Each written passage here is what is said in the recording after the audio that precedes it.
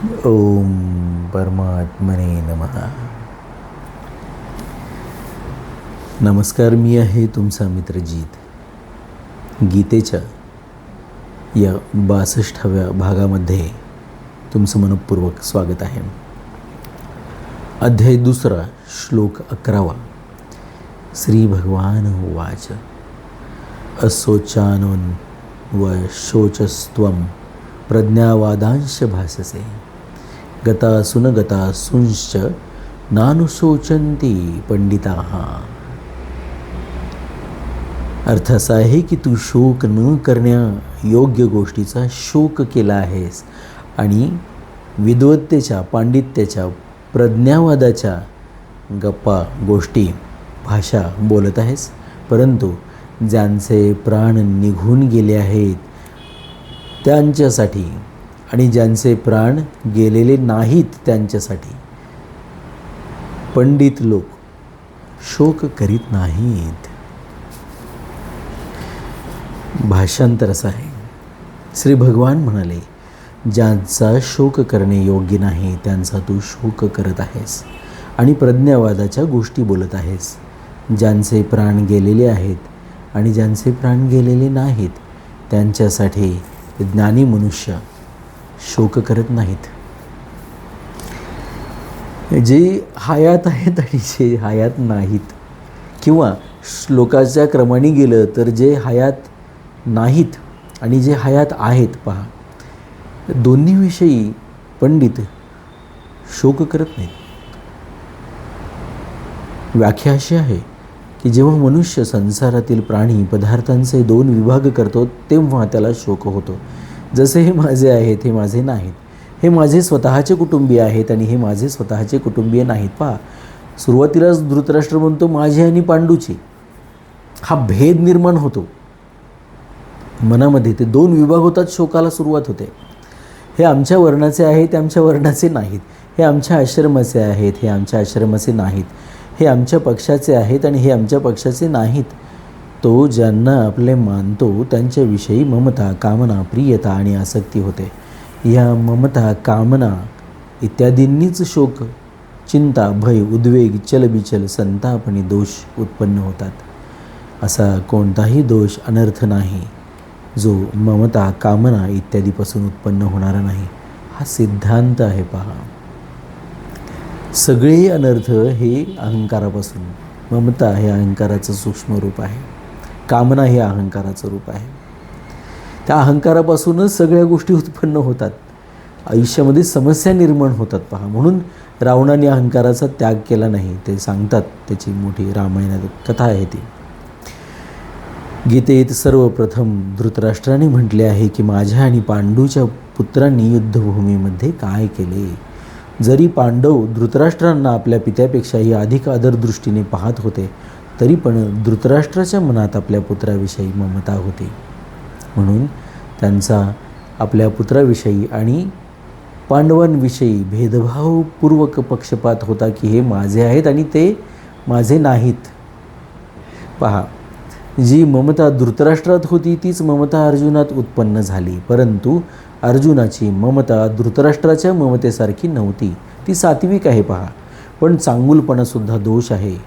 अर्जुनात धृतराष्ट्रासारखा पक्षपात नव्हता, म्हणून ते सर्वांना स्वजन म्हणत होते. दृष्ट्वेमं स्वजनम, अध्याय 1 श्लोक 28. आणि दुर्योधन इत्यादींनाही स्वजन म्हणत होते.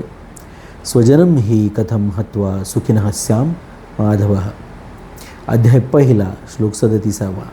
तात्पर्य, अर्जुनाची संपूर्ण कुरुवंशीयांविषयी ममता होती आणि त्या ममतेमुळेच त्यांच्या मृत्यूसंबंधीच्या कल्पनेने अर्जुनाला शोक होत होता. हा शोक नाहीसा होण्यासाठी भगवंतांनी अर्जुनाला गीतेचा उपदेश दिला आहे. तो या 11व्या श्लोकापासून आरंभ होत आहे. पहा, हा शोक नाहीसा होण्यासाठी भगवंतांनी अर्जुनाला गीतेचा उपदेश दिला आहे. इथे कुठेही तुम्हाला लक्षात येईल वाचत असताना की युद्ध करावं अर्जुनाने म्हणून त्या उद्देशाने गीता नाही सांगितलेली. हेतू फार सूक्ष्म आहेत. यथार्थ कल्याण हा त्याच्या मागचा हेतू आहे, लक्षात घ्या. गीतेच्या शेवटी भगवंत याच शोकास अनुचित दर्शवून म्हणतील की तू केवळ माझाच आश्रय घे आणि शोक करू नको. मा शुचः. अध्याय 18 श्लोक 66. कारण संसाराचा आश्रय घेण्यानेच शोक होतो आणि अनन्य भावाने माझा आश्रय घेतल्याने तुझे शोक चिंता इत्यादी सर्व नष्ट होतील. पहा, असोचानन वशोचस्त्वम याचा अर्थ व्याख्या अशी आहे की केवळ संसारात 2 पदार्थ आहेत, सत आणि असत. शरीरी आणि शरीर या दोन्हीपैकी शरीरी तर अविनाशी आहे आणि शरीर विनाशी आहे. हे दोन्हीही शोक करण्यास लायक नाहीत. अविनाशीचा कधी विनाश होत नाही म्हणून त्याच्याविषयी शोक करणे संभवतच नाही आणि विनाशीचा विनाश होतच असतो, तो एक क्षणसुद्धा स्थायी रूपाने राहत नाही म्हणून त्याच्याविषयी शोक करणे संभवत नाही. तात्पर्य निघाले की शरीर आणि शरीरी कुणाविषयी शोक होऊ शकत नाही. शोक होण्यात तर केवळ अविवेकच, मूर्खताच कारण आहे. पहा, जे अविनाशी आहे त्याच्याबद्दल शोक करू नये आणि जे विनाशशील आहे त्याच्याबद्दल शोक करू नये. ह्या दोन्ही गोष्टी जर समजत नसतील तर तो मूर्खपणा आहे, तो अविवेक आहे म्हणून सांगतात. सत आहे ते अविनाशी आहे आणि असंच जे आहे त्याचा विनाश हा होणार हे ठरलेलंच आहे. मग कसला शोक करतोस तू? तू शोक केला नाहीस तरी अविनाशी जे आहे ते अविनाशी राहणार आहे आणि शोक तू केलास तरी जे विनाशी आहे ते नष्ट होणारच आहे. मनुष्यासमोर जन्मणे, मरणे, लाभ, हानी इत्यादी रूपात जी काही परिस्थिती प्राप्त होते ती प्रारब्धाचे अर्थात आपण केलेल्या कर्माचे फळ आहे. पहा, त्या अनुकूल प्रतिकूल परिस्थितीसंबंधी शोक करणे, सुखी दुःखी होणे केवळ मूर्खपणाचं आहे. प्रारब्ध या शब्दाबद्दल आपण परत कधीतरी बोलूया. कर्माचं फळ या विषयाबद्दल आपण परत कधी बोलूया. कर्माचा सिद्धांत समजून घेत असताना बोलूया आपण. ह्याच्या मागचं विज्ञान समजून घेतलं पाहिजे. मग खरं खोटं काय आहे, त्यातलं सत्य काय आहे हे जाणल्यानंतर कुणाच्याच मताची कुणाला आवश्यकता राहणार नाही, ना मला ना तुम्हाला. मत काय असतं? मत काय असतं? मत काहीही असू शकतं. ते तार्किक असू शकतं, खूप तर्कबुद्धी वापरून ते सांगितलेलं असू शकतं. पण तुम्ही खूप सूक्ष्मपणाने तर्कशास्त्राचीच जर व्याख्या पाहिलीत तर तुमच्या असं लक्षात येईल की तर्कशास्त्राच्याच दृष्टीने तर्कशास्त्रासारखं अतार्किक काहीच नाही जगामध्ये. म्हणजे ते सत्यापर्यंत घेऊन जाणारं हवं, लक्षात घ्या. अशा गोष्टीपर्यंत घेऊन जाणारं नव्हे की ते काढलेलं अनुमान हे प्रमाणांच्या आधारे काढलेलं असल्यामुळं ते सत्य वाटेल. वाटतं आपल्याला सत्य की हा खुनी आहे, वाटतं आपल्याला सत्य की हा चंद्रच आहे, वाटतं आपल्याला सत्य की हे साप आहे, दोरी नाही आहे. तर्काच्या आधारे काढले मग ते योग्यच असलं पाहिजे. नाही, सत्य हे अनुभूतीशिवाय समजत नाही, ते बुद्धीच्या आधारे जाणता येत नाही. म्हणून तर्क हे बुद्धिप्रधान आहे हे लक्षात ठेवलं पाहिजे आणि अनुभूती ही स्वप्रधान आहे. बुद्धीचं सुद्धा आधार न घेता तुम्हाला समजत असतं की ईश्वराचं आपल्याला भान आलेलं आहे. या चॅनलचं एकच तुम्ही वाचलं असेल वर्णनामध्ये, एकच गोष्ट ह्या प्लेलिस्टला दिलेली आहे की हरता देह भान विश्वभान आले. पहा, देहाचं भान हरल्याशिवाय विश्वाचं भान येत नाही. बुद्धी हा देहाचाच भाग आहे. मनुष्यासमोर जन्मणे, मरणे वगैरे ह्या सुखी दुःखी होणे केवळ मूर्खपणाच आहे. कारण परिस्थिती अनुकूल प्राप्त हो अथवा प्रतिकूल प्राप्त हो त्याचा आरंभ आणि अंत होतो. अर्थात ती परिस्थिती पूर्वीही नव्हती आणि शेवटी राहणार नाही. जी परिस्थिती पूर्वी आणि शेवटी नसते ती मध्यातही एक क्षण स्थायी राहत नाही. जर स्थायी असती तर नाहीशी कशी होते आणि नाहीशी होते तर तिला स्थायी कसे म्हणता येईल. पहा, अशा क्षणाक्षणाला नाहीशी होणाऱ्या अनुकूल प्रतिकूल परिस्थितीविषयी हर्ष शोक करणे, सुखी दुःखी होणे केवळ आणि केवळ मूर्खपणाच आहे. प्रज्ञावादांश भाससे भगवंत म्हणतात की तू फार अगदी बुद्धिवान प्रज्ञावादी माणसासारखी भाषा करतोयस. एकीकडे तर तू पांडित्याच्या गप्पा मारत आहेस आणि दुसरीकडे शोकही करत आहेस. म्हणून तू केवळ गप्पाच मारीत आहेस, वास्तविक तू शहाणा नाहीस. कारण जे शहाणे असतात ते कोणासाठीही कधीही शोक करीत नाहीत. पहा, कुलाचा नाश झाल्याने कुलधर्म नष्ट होतील. धर्म नष्ट झाल्यास स्त्रिया दूषित होतील. त्या कारणाने वर्णसंकर होईल. तो वर्णसंकर कुलघातक्यांना आणि त्यांच्या कुलांना नरकात घेऊन जाणारा होईल. श्राद्ध आणि तर्पण न झाल्यामुळे त्यांच्या पितरांचेही पतन होईल. अशा तुझ्या पांडित्याच्या गोष्टीने सुद्धा हे सिद्ध होते की शरीर नाशवान आहे आणि शरीरही अविनाशी आहे. जर शरीरही अविनाशी नसता तर कुलघातकी आणि कुलाच्या नरकात जाण्याचे भय राहत नव्हते. पितरांच्या पतन होण्याची चिंता होत नव्हती. जर तुला कुलाची आणि पितरांची चिंता होत आहे, त्यांच्या पतन होण्याचे भय वाटत आहे, तर यावरून सिद्ध होत आहे की शरीर नाशवान आहे आणि त्यात राहणारा शरीरही नित्य आहे. म्हणून शरीरांच्या नष्ट होण्याच्या अनुषंगाने तुझा शोक करणे अयोग्य आहे.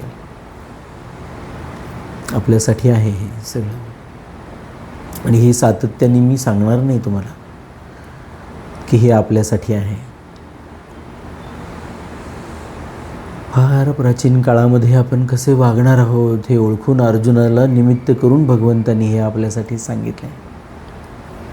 आपण शांतपणे याचा आस्वाद घेऊया आणि कसं हे गुणसूत्रात उतरेल हे पाहूया. गतासून गतांसूंश म्हणजे जे गत झालेले आहेत आणि जे अगत म्हणजे नाही गेलेले, सर्वांच्या पिंड प्राणांचा वियोग अवश्यभावी आहे.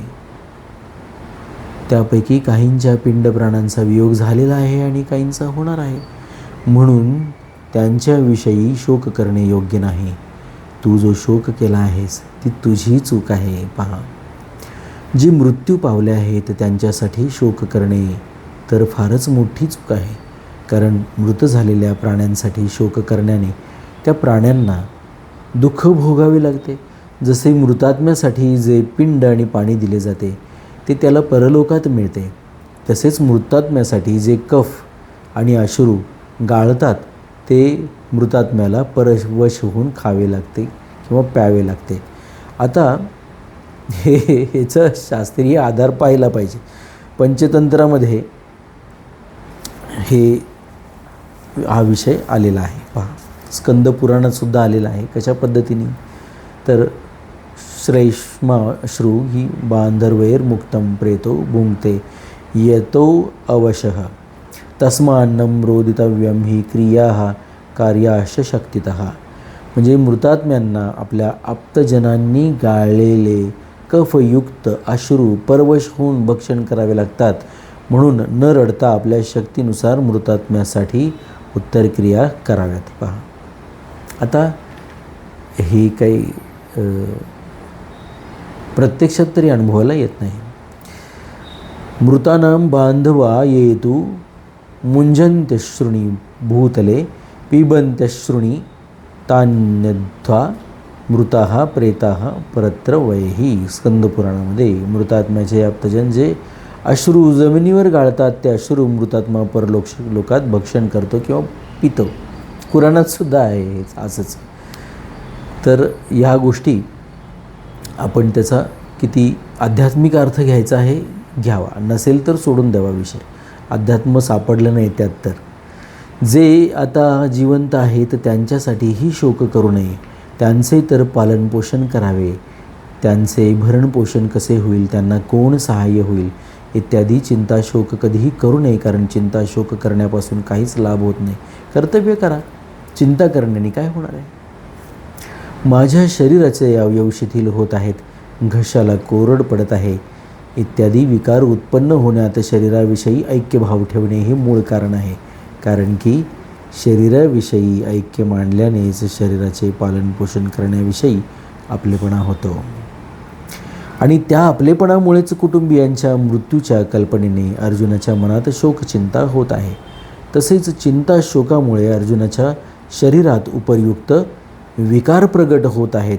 म्हणजेच यात भगवंतांनी गतासून म्हणजे मेलेल्या आणि अगतासून म्हणजे मरणाऱ्या ज्या शोकासच कारण म्हटले आहे ज्यांचे प्राण गेले आहेत ते गतासून आहेत, आणि ज्यांचे प्राण गेलेले नाहीत ते अगतासून आहेत.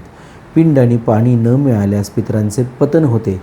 अध्याय 1 श्लोक 42 ही अर्जुनाची गतासूनची चिंता आहे. म्हणजे त्याच्या प्रश्नाचं उत्तर देत आहेत ते, हे लक्षात घेतलं पाहिजे त्याच्या भाषेमध्ये अर्जुनाच्या. आणि ज्यांच्यासाठी आम्ही राज्य भोग सुख इच्छित आहोत तेच प्राणाची आणि धनाची आशा सोडून युद्धासाठी उभे आहेत. अध्याय 1 श्लोक 33 ही अर्जुनाची अगतासूनची चिंता आहे.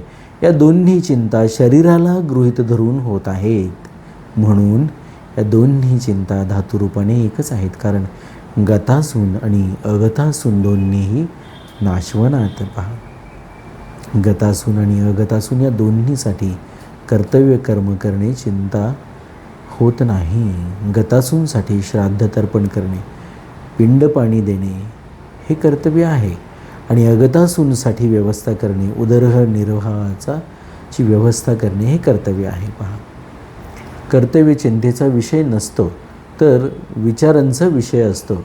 विचाराने कर्तव्याचा बोध होतो आणि चिंतेने विचार नष्ट होतो. ह्या मृत्यूनंतरचे हे जे विधी वगैरे आहे किंवा हे पिंडदान वगैरे जे विषय आहेत, मृत आत्म्यास जे जिवंत आहेत त्यांच्याप्रमाणेच सगळं मांडण्याचा जो विषय आहे, या संदर्भाने खूप खूप लिखाण झालेलं आहे. इथे अप्रस्तुत होईल ते. कधी तशा पद्धतीचा विषय पुढे आला तर मी निश्चित सांगेन, नाही तर त्याच्यावर एखादा वेगळा व्हिडिओ मी तुम्हाला बनवून सांगेन. परंतु इथे ते अप्रस्तुत होईल. परंतु मी एक गोष्ट तुम्हाला सांगेन, परंतुचा अर्थ की अध्यात्म शोधण्यासाठी स्वतःमधलं स्वतःचा जो स्व आहे तो सापडण्यासाठी, त्याचं सामर्थ्य करण्यासाठी आपण इथे एकत्र जमलेलो आहोत. पहा, त्या विषयापासून आपलं विषयांतर होऊ नये. उदरनिर्वाहाची व्यवस्था वगैरे पहा करणे. आता हे दोन्ही ठिकाणी ते एकच गोष्ट सांगत आहेत की पिंडोदक दान म्हणजे पुन्हा भाताची शीत, आणि उदरनिर्वाहाची व्यवस्था म्हणजे जिवंत आणि मेलेल्या दोन्हींना सुद्धा भातच लागतो किंवा अन्नच लागतं, अशा पद्धतीचा हा जो भाव आहे. कर्तव्य चिंतेचा तो विषय नसतो तर विचारांचा विषय असतो. पहा, विचाराने कर्तव्याचा बोध होतो आणि चिंतेने विचारच नष्ट होतो. किती सुंदर वाक्य आहे. स्वामीजी सांगतात की विचाराने कर्तव्याचा बोध होतो आणि चिंतेने मात्र विचार नष्ट होतो. म्हणजे विचार केव्हा करतायत तुम्ही आणि चिंता केव्हा करतायत तुम्ही, विचारांचं काहूर कधी माजलेलं आहे ते आपल्याला समजलं पाहिजे. नानुशोचंती पंडिताः, सत असतचा विवेक करणाऱ्या बुद्धीचे नाव पंडा आहे. ती पंडा ज्याची विकसित आहे, अर्थात ज्यांना सत असतचा स्पष्टपणे विवेक झाला आहे ते पंडित आहेत. ज्यांची पंडा विकसित झालेली आहे ते पंडित आहेत. अशा पंडितांना सत असत पदार्थाविषयी शोक होत नाही. कारण सतला सत समजल्यानेही शोक होत नाही आणि असतला असत समजल्यानेही शोक होत नाही. स्वयं शरीरी सत्स्वरूप आहे आणि बदलले जाणारे जे शरीर असत्य स्वरूप आहे, असत स्वरूप आहे. लक्षात घ्या, असतला सत समजल्यानेच शोक होतो. अर्थात हे शरीर इत्यादी असेच कायम राहावे, यांचा नाश होऊ नये अशा समजुतीनेच शोक होतो. सत्विषयी कधी चिंता किंवा शोक होतच नाही, कारण ते शाश्वत आहे. सत जे आहे ते पहा, या ठिकाणी पंडित हा शब्द वर्णवाचक नाही. ब्राह्मण, क्षत्रिय, वैश्य, शूद्र हे वर्ण असं आपण म्हणतो. पहा, पंडित हा शब्द ज्याची पंडा विकसित झालेला आहे तो वर्णाच्या अतीत आहे, हे आपल्याला सहज समजेल. ज्याची पंडा जी आहे, जी सत आणि असतमधला विवेक करणारी जी बुद्धी आहे ती कुणाकडेही असू शकते, प्राण्याकडेही असू शकते. परिशिष्ट भाव असा आहे की एक विभाग शरीराचा आहे आणि एक विभाग शरीरीचा म्हणजे शरीरवाल्याचा आहे. दोन्ही एक दुसऱ्याशी संपूर्णपणे संबंध रहित आहेत. दोघांचा स्वभाव वेगवेगळा आहे. एक जड आहे, एक चेतन आहे. एक नाशवान आहे, एक अविनाशी. एक विकारी आहे, एक निर्विकार आहे. एकात प्रत्येक क्षणाला परिवर्तन होते आणि एक अनंत कालापर्यंत जसेच्या तसे राहते. भूतग्रामः स ऐवायम. गीता अध्याय 8 श्लोक 19. सर्गे अपि नोपजायन्ते प्रलयेन व्यथन्ती च. उद्भव होतो आणि ज्यावेळेला प्रलय होतो दोन्ही वेळा व्यथित होत नाही म्हणून सांगतात. सर्गे अपि न उपजायन्ते प्रलये न व्यथन्ति च. गीता अध्याय 14 श्लोक 2. शरीर आणि शरीरी दोन्हीही अशोच्य आहेत. शरीराचा निरंतर विनाश होतो म्हणून त्याच्यासाठी शोक करणे बरोबर नाही, आणि शरीराचा विनाश कधी होतच नाही म्हणून त्याच्यासाठीही शोक करणे योग्य नाही. शोक केवळ मूर्खपणाने होतो.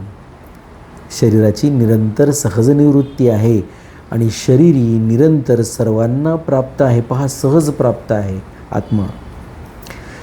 शरीर आणि शरीरीच्या या विभागाला, आता इथे सगळीकडे त्याला आत्मा म्हटलेलं नाही. पहा, आपल्याला वेगळ्या वेगळ्या भाषांमध्ये, अर्जुनाच्या भाषेत ते समजून सांगतात त्याला, ते त्या भाषेत सांगतात की शरीरी. इथे आत्मा म्हणून त्याला शास्त्रीय शब्दांनी हाक नाही मारत, शरीरी म्हणतात. पहा, शरीर आणि शरीरीच्या या विभागाला जाणणारे विवेकी मनुष्य मृत अथवा जीवित कोणत्याही प्राण्यासाठी कधीही शोक करीत नाहीत. त्यांच्या दृष्टीत बदलणाऱ्या शरीराचा विभागच वेगळा आणि असतो आणि न बदलणाऱ्या शरीरी अर्थात स्वरूपाच्या सत्तेचा विभागच वेगळा असतो. गीतेचा उपदेश शरीर आणि शरीरीच्या भेदाने आरंभ होतो. दुसरे दार्शनिक ग्रंथ तर आत्मा आणि अनात्म्याचे इदंततेने वर्णन करतात, परंतु गीता इदंततेने आत्मा अनात्म्याचे वर्णन न करता सर्वांच्या अनुभवानुसार देह आणि देही, शरीर आणि शरीरीचे वर्णन करते. पहा, हा गीतेची म्हणजे ही गीतेची विलक्षणता आहे. कदाचित आपल्याला आत्मा म्हणजे काय कळणार नाही आणि आत्मा ज्याचा स्वामी आहे ते शरीर म्हणजे काय कळणार नाही. म्हणजे शरीराच्या अनुषंगाने आपण सगळ्या जगाचा विचार करत असतो, आपण सर्वसामान्य माणसासारखं. गीता सुरुवातच अशा पद्धतीने करते. ती आत्म्यापासून सुरुवात करत नाही, ती शरीरापासून सुरुवात करते आणि शरीराचा शरीरी म्हणून सांगते. पहा, ही विलक्षणता आहे गीतेची. साधक आपले कल्याण इच्छितो तर त्याच्यासाठी सर्वप्रथम हे जाणणे आवश्यक आहे की मी कोण आहे. अर्जुनानेही आपल्या कल्याणाचा उपाय विचारला आहे. यच्छ्रेयः स्थान निश्चितं ब्रूहि तन्मे. अध्याय 2 श्लोक 7. देह आणि देहीचा भेद स्वीकार केल्यानेच कल्याण होऊ शकते. पहा, द्वैत आहे. देह आणि देही, शरीर वेगळं आहे आणि त्याचा स्वामी आत्मा स्वतंत्र आहे. हा जो भेद आहे हा स्वीकार केल्यानंतरच कल्याण होऊ शकतं. पहा, द्वैत जाणल्याशिवाय अद्वैत कळणार नाही.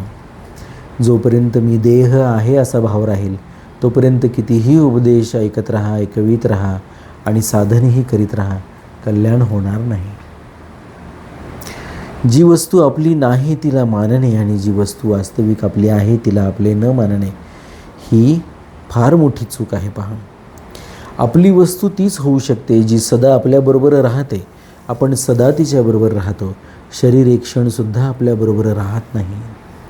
हो, वैद्यकीय दृष्ट्यासुद्धा तुम्हाला हे समजेल.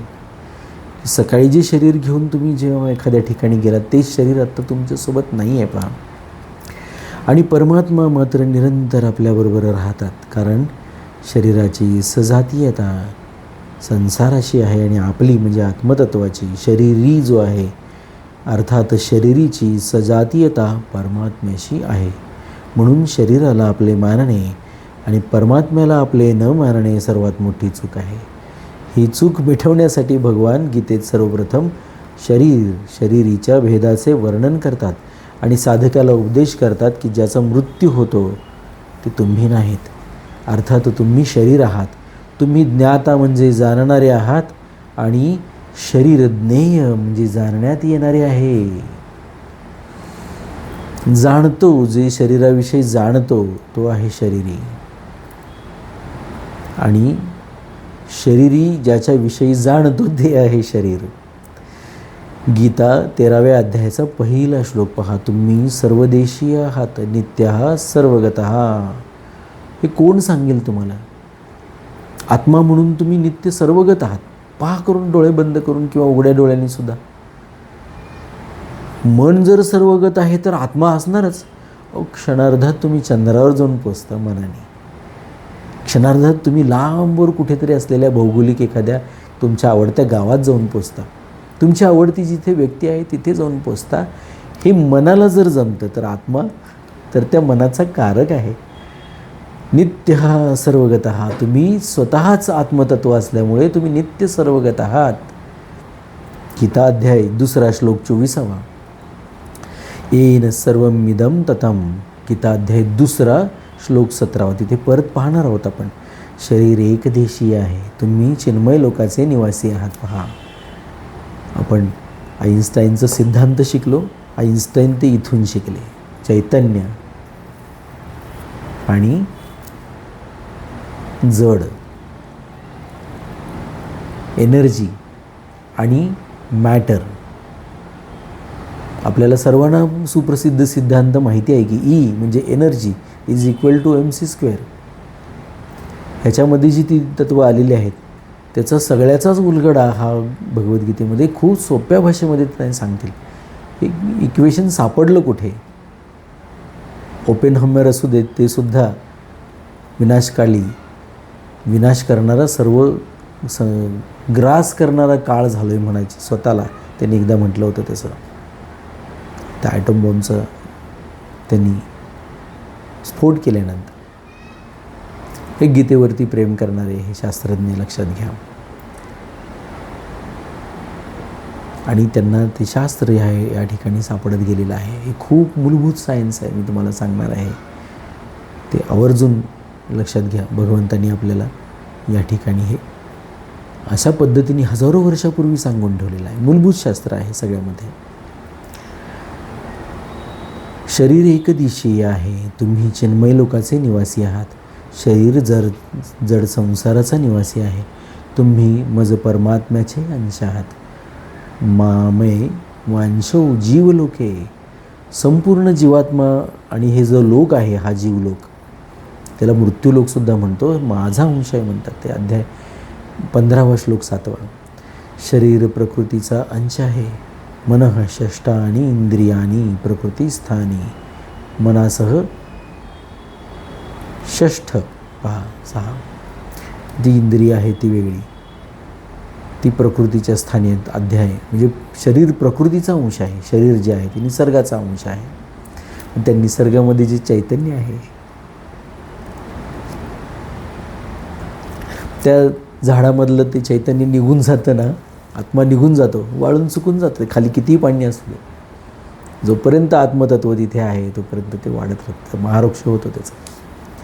ते चैतन्य कुठून येतं? ते भगवंताचा अंश आहे, लक्षात घ्या.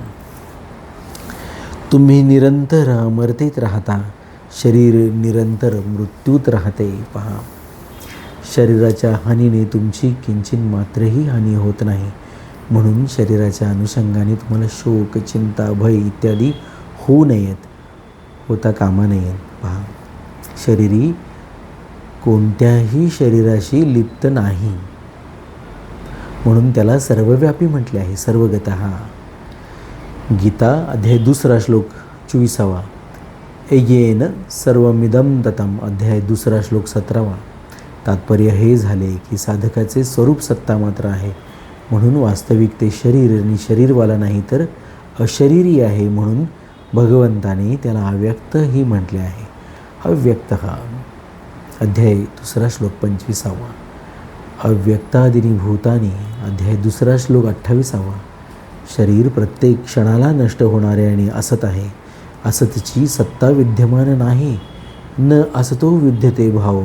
अध्याय 2 श्लोक 16. ज्याची सत्ता विद्यमान नाही अशा असत, पहा, अशा असत शरीराच्या अनुषंगाने साधक शरीरी म्हणजे शरीरवाला कसा होऊ शकतो? म्हणून साधक शरीरही नाही आणि शरीरीही नाही. पहा, परंतु या प्रकरणात भगवंताने साधकांना समजावण्याच्या दृष्टीने त्या सत्ता मात्र स्वरूपाला शरीरी म्हणजे देही नावाने म्हटले आहे. शरीरी म्हणण्याचे तात्पर्य हेच सांगायचे आहे की तुम्ही शरीर नाही. ज्यावेळी आपण शरीर आणि शरीरी यांचा विचार करतो त्यावेळी ही शरीर आणि शरीरी तसेच असतात, आणि ज्यावेळी विचार करत नाही त्यावेळी हे तसेच असतात. विचार केल्याने वस्तुस्थितीत तर कोणताही फरक पडत नाही, परंतु साधकाचा मोह मात्र समाप्त होतो. त्याचा मनुष्य जन्म सफल होतो पहा. मनुष्य शरीर विवेकप्रधान आहे म्हणून मी शरीर नाही, हा विवेक मनुष्य शरीरातच होऊ शकतो. शरीराला मी माझे मानणे मनुष्यबुद्धी नाही तर पशुबुद्धी आहे. म्हणून शुकदेवजी महाराज राजा परीक्षिताला सांगतात. कोण आहेत शुकदेवजी? भगवान वेदव्यासांचा मुलगा आहे हा. आणि ते भागवतात त्यांनी सांगितलं आहे की त्वं तु राजान मरिष्येति पशुबुद्धिं मिमां जहि न जातः प्रागभूतो अद्य देहवक्त्वं न शंकयसी. पहा हे राजन, आत्ता तुम्ही ही पशुबुद्धी सोडून द्या की मी मरेल. जसे शरीर पूर्वी नव्हते नंतर उत्पन्न झाले आणि मग मरेल, तसे तुम्ही पूर्वी नव्हते नंतर उत्पन्न झाला आणि मग मरून जाल अशी गोष्ट नाही. आत्मा म्हणून तुम्ही आधी कधीतरी उत्पन्न झालात आणि आत्ता तुम्ही दिसता इथे आणि नंतर कधीतरी तुम्ही आत्मा म्हणून नष्ट होऊन जाल, असं कधीच होणार नाही म्हणतात ते. आत्मा तर सर्वव्यापी आणि सर्वकाली तो आहेच, तो होताच तो. पहा या श्लोकाचा पुढील श्लोकाशी काय संबंध आहे? सत्तत्वाविषयी शोक करणे का अनुचित आहे, या शंकेच्या समाधानासाठी पुढील 2 श्लोक सांगतात.